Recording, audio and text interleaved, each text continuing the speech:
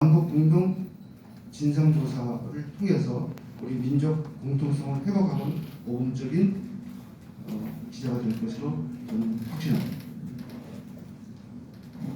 조선보국대, 이 사진도 조선보국대는 아니고요. 이 사진도 봐서는 이것도 반도 외에서 나가서 노여구하는 그 장면 같습니다.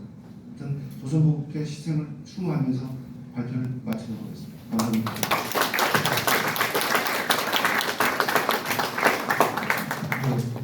감사합니다. 천인경 사진 중에 그렇게 써 있는 큐레카드가 있더라고요. 조국은 당신을 잊지 않고 있습니다. 정말 잊지 않아야 된다는 생각을 하고 또 그 기억을 하기 위해서 이런 내용을 알려주신 분에 대해서도 감사드립니다. 이 내용에 대해서 조선대학교의 김양순 선생님께서 설명을 해주시겠습니다. 안녕하십니까. 방금 소개받은 조선대학교 연구원 김양순이라고 합니다.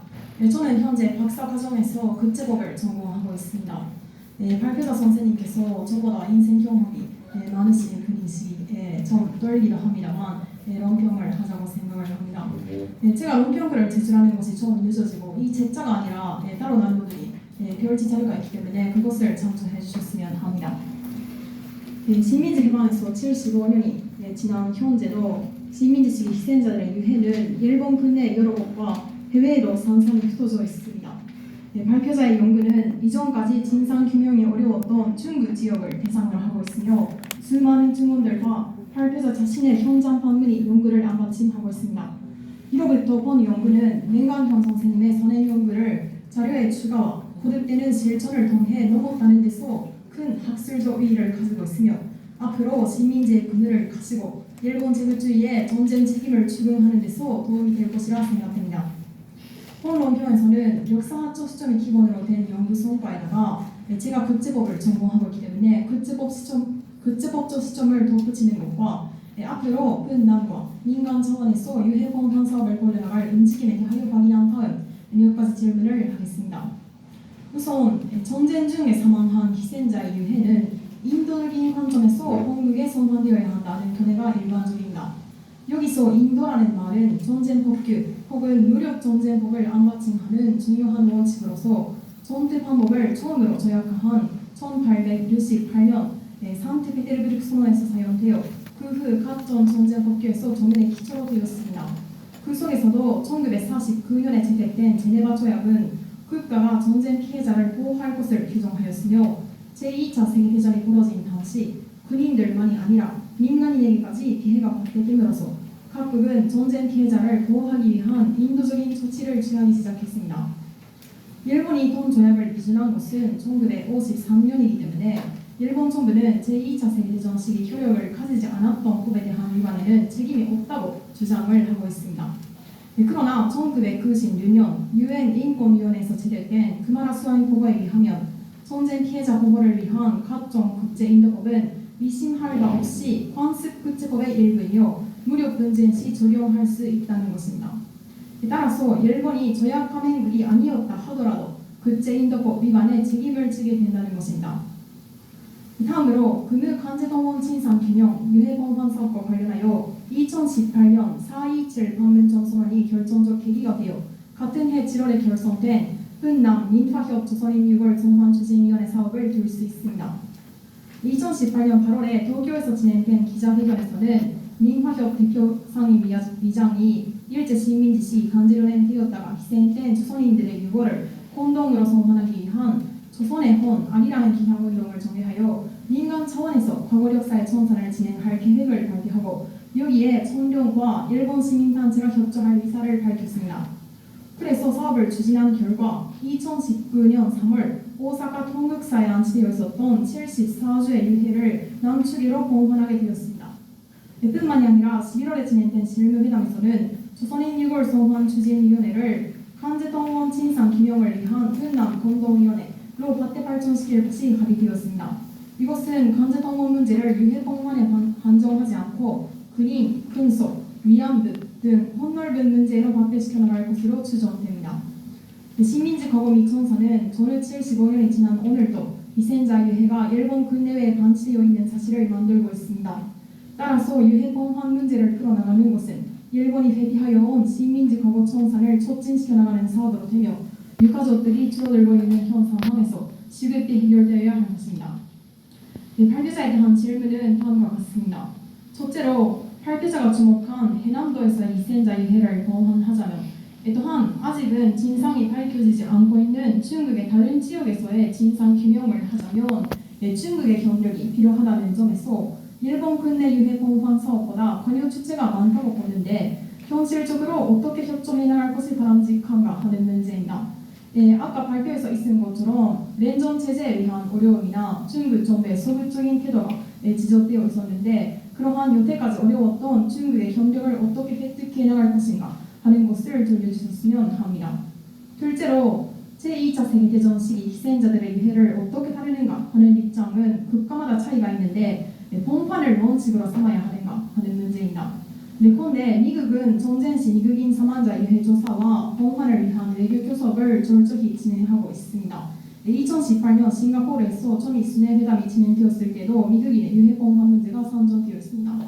그런데 한편에서 영국은 현지 내장주의 입장을 취하고 영국인이 정상한 국가의 묘지를 세우는 방식으로 문제 해결을 추진해왔습니다.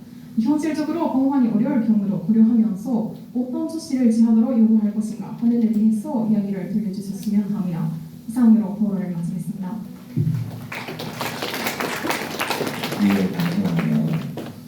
두 가지로 질문을 주셨는데 종합해 보면 봉환이라는 방법을 기준으로 삼아야 하는가, 그리고 그렇게 봉환을 추진할 때 어려움이 따른다는 부분에 있어서 다른 방법들을 찾아볼 수 있는가에 대한 질문이라고 보입니다. 네, 선생님 답변 부탁드리겠습니다.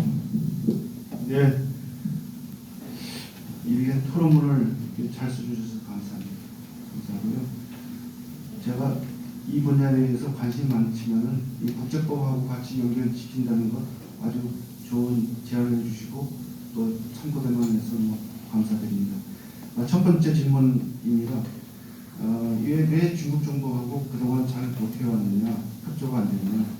아까 처음에 소리에 말씀드렸다시피 우리가 냉전 이후에 50년이라고 하는 그 단절도 있고 또 92년에 국회가 수립됐지만 우리 아젠다 차원에서 이게 뒤에 후순위로 밀렸기 때문에 관심이 없었고 그런 측면이 있었습니다. 그래서 또 이것은 지금도 마찬가지지만 이 정부에서 추진하고 있는 것이 외교부 차원에서 재국민으로 봐서 우리 이 한반도 바깥에 나가 있는 수로 봐서 외교로 접근을 많이 하기 때문에 상당히 이제 어렵다 그런 문제가 있고요.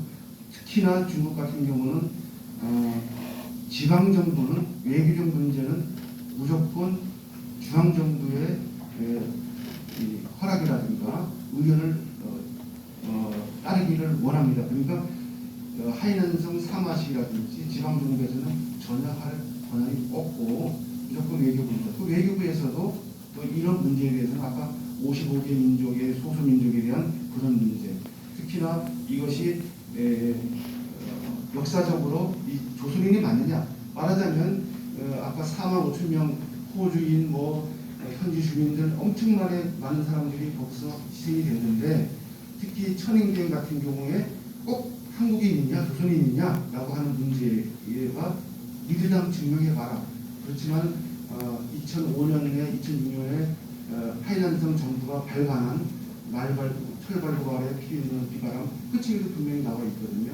이거는 하나의 중국 정부가 회피하는 차원이 좀 상당히 강하고요. 그렇지만 최근에 와서 그래도 중국 외교부가 긍정적인 반응을 보이고 협력하겠다는 의의를 아마 보낸 걸로 알고 있습니다. 그렇지만 그것도 이제 지연이 되고 있는데 언젠가는 되리라 믿고 또 한 번은 이거 북쪽하고 상해 갔느냐라고 하는 문제도 한번 물어보더라고요. 그래서 아직까지 오늘 참 좋은 기회 같습니다. 그래서 한번 중국 정부도 북쪽 정부하고 상의를 그런 것도 용기에 두지 않느냐. 그래서 두 번째 질문입니다. 일본 같은 경우는 시신을 불에 태워서 동부로 소환합니다. 우리하고 우리 벤치 5만 명 나가 해외로 가셨고 안 들어오신 분들은 보통 한 뭐 30만에서 60만 뭐 이렇게 보고 있는데 일본은 상당수 다 유골 보관을 했습니다. 그러니까 해물자들 배에서 그러니까 바다에서 일하신 분들 이런 분들은 빼놓고 일단은 육상에서 수습할 수 있는 분들은 제가 볼 때는 거의 다 했다고 보는데 이분들은 온전한 유골이 나와도 화장을 해서 옵니다. 그러나 우리 조선의 우리 문화는 그렇지 않습니다. 오랜 유교적 전통이 있었고 또 조선 사람들은 조상에 대한 예의를 갖추고 또 뼈 한 줌, 뼈가 없게 돼도 또 흙이라도 한 줌 가져와서 모셔두는 그런 풍습이 있기 때문에 아마 이거는 아마 문화적 차원으로 볼 수 있겠습니다. 그래서 미국도 그런 면에 대해서는 상당하게 다른 민족하고 다르다라고 하는 평가를 내리고 있습니다. 그래서 아마 일본에서도 지금 혹시라도 해외에서 유골이 발견되면은 우리 조선민족들처럼 유골을 태우지 말고 유골을 가져와서 개인 식별을 하든지 그렇게 해서 아마 법이 개정된 걸로 그렇게 알고 있습니다. 최근에 2016년인가 개정된 걸로 알고 있고요. 만약에 유골을 찾지 못한 경우도 상당히 많겠죠. 그럴 경우에는 제가 이 태평양 전쟁 때 이 주변에 아마 16군데의 유령비가 있는 걸로 제가 알고 있어요. 그래서 유골이 복원이 안 되게 되면 유령비를 세워가지고 추모하는 방법도 바람직하다고 그렇게 생각합니다. 답변이 제대로 됩니까?